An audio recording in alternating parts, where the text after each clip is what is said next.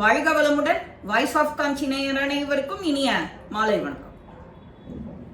இன்னைக்கு நாம பார்க்க போறது பதிவு என்னன்னா, நாம பண்றதுலயே எது பெரிய பாவம், அந்த பாவத்துக்கு எப்படி என்ன பரிகாரம். ஒரு ஞானி கிட்ட 2 பேர் போய் கேள்வி கேட்கிறா.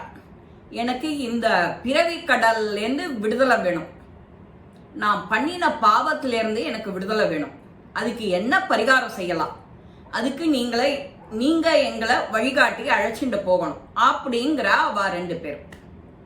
அவ்வளவுதானே. பெரியவன் ஒருத்தன் சொல்றான், நான் ஒரே ஒரு தடவை பெரிய பாவம் ஒன்று பண்ணிட்டேன், அதனால அந்த பாவத்துக்கான பரிகாரத்தை நீங்க சொல்லி என்ன அதுல இருந்து நீங்க விடுவிக்கணும், எனக்கு பிறவி இல்லா கருணை நீங்க தான் அளிக்கணும், அதுக்கு என்ன பரிகாரம் சொல்லணுங்கிற.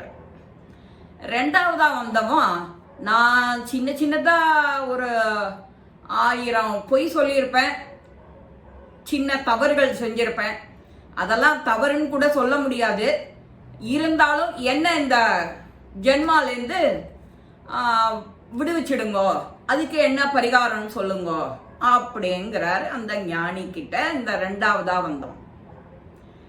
1வதா வந்தவன், நான் பெருசா ஒன்று பண்ணிட்டேன், பெரிய பாவம் ஒன்று பண்ணிட்டேன் அப்படின்னு பாவம், நான் செஞ்சது பாவம் குற்றம் அப்படின்னு உணர்ந்து பேசுறான் முதல் வந்தவன். 2வதா வந்தவன், நான் 1000 பொய் சின்னதா சொல்லியிருப்பேன், அதெல்லாம் போய் குற்றம்னு எடுத்துக்க முடியாது, பாவ செயல்னு எடுத்துக்க முடியாது, அதனால அது நீங்க பாவம்னு கூட அந்த கணக்குல எடுத்துக்க வேண்டாம் அப்படின்னு சொல்றோம்.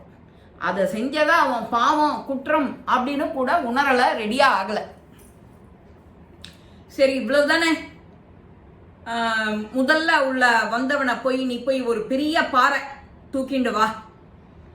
சரி, அவனும் கிளம்பிட்டான். 2வதா வந்த ஒரு மனுஷன் வந்தான் இல்லையா, அவங்கிட்ட நீ சின்ன கல்லா ஒரு கோணி நிறைய கொண்டு வா அப்படிங்கிறாரு அந்த ஞானி. 2 பேரும் கிளம்பிட்டா திக்குக்கு பக்கமா.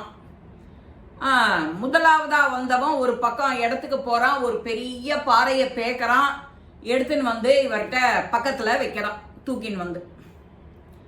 2வதா உள்ளவன் எங்கெங்க சின்ன கல் கிடைக்குமோ எல்லா கல்லையும் பொறுக்கி ஒரு கோணி நிறைய கொண்டு ரெடி பண்ணிட்டான். நீங்க கொண்டு வந்தது அத்தனையும் அது இடத்துல கொண்டு போய் வச்சுடுங்க அப்படின்னு விட்டார். உடனே 1வதா வந்தவன் ஒண்ணு செஞ்சேன், நான் செஞ்சது பாவம் அப்படின்னு அவன் தன்மையா கேட்டான்.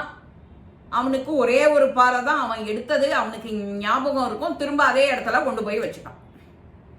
இந்த 2வதா வந்தவன் சின்னதா 1000 பொய் சொன்னேன்னு சொன்னான் பாருங்க, அங்கேயும் இங்கேயும் பலதரப்பட்ட இடத்துல இருந்து சின்ன கல்லா அவனுக்கு கிடைக்கல, தேடி தான் எடுத்துன்னு வந்திருக்கான். அந்த கல்லை திரும்ப அதே இடத்துல கொண்டு போய் வைக்கணும்னா சாத்தியமா? அவன் நொந்துக்கிறான். ஐயோ, நீங்க இப்படி சொல்வேன்னு எனக்கு தெரியலையே, எனக்கு அது இடத்துல கொண்டு போய் வைக்க முடியாதே அப்படின்னு. இப்போ ஞானி சொல்றார், 1வதா வந்தவனுக்கு தீர்க்கமா நாம என்ன தப்பு செஞ்சோங்கிறது அவனுக்கு தெரியுது, இது தப்பு தான், இதுக்கு பெருசா மன்னிப்பு கேட்கணும், பரிகாரம் செய்யணுங்கிறது அவன் புத்திக்கு தெரியுது. உனக்கு அது தெரியல, சின்னதா தானே, தெரியாம தானே செஞ்சோம், அது பாவ கணக்கிலேயே வராது, கடவுள் நம்மள கவனிச்சுண்டா இருக்க அப்படிங்கிற உனக்கு திமிரு வந்துடுது. அதனால நீ செஞ்ச அதே இடத்துல கொண்டு போய் வைக்கணும்னா அது எப்படி முடியும் உனக்கு அப்படிங்கிற. சொன்னவர் சும்மா இல்லாம இந்த கல்லை அதே இடத்துல கொண்டு போய் வைக்கணும்னா அது சாத்தியம் இல்லதான்.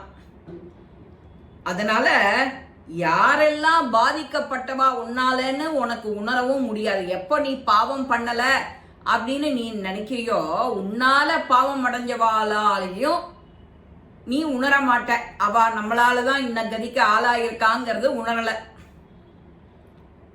அதனால நீ செஞ்ச தவற வருத்தப்பட்டு எப்போ அந்த தவறுக்கான பரிகாரம் செஞ்சா நாம இந்த வீடு பேரு அடையலான்னு ஒருத்தன் நினைக்கிறானோ அவனுக்கு கூட பாசிபிலிட்டிஸ் உண்டு.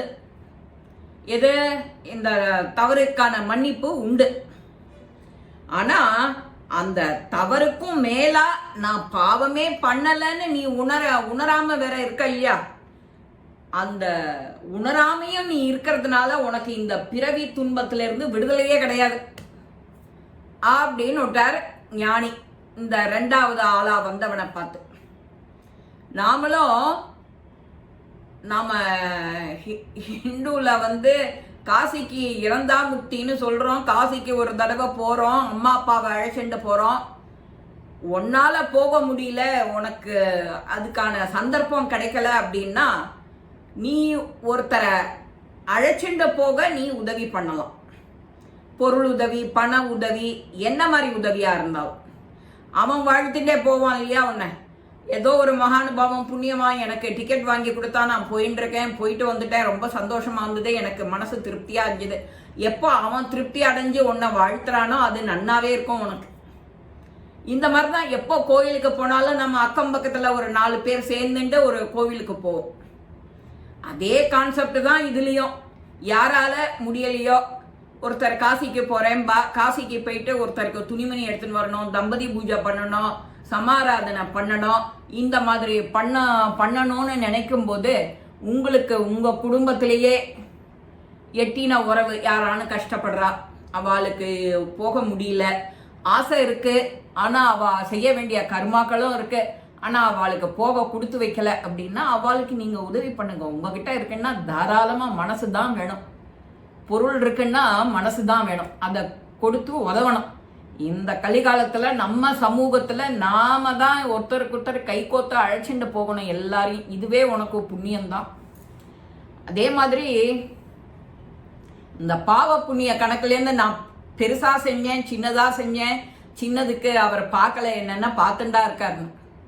இறைவன் உங்கூடவே இருக்காருன்னு நேற்றுக்கு தான் ஒரு பதிவு ஒன்று போட்டேன், சிசிடிவி கேமரான்னு. பார்க்காதவாள்லாம் அந்த இதை பாருங்கோ. அப்போ நாம தப்பே பண்ண வாய்ப்பு கிடையாது, இந்த மாதிரி புலம்புற வேலையும் கிடையாது, அதுக்கு பரிகாரம் என்னன்னு கேட்கவும் வேண்டாம்.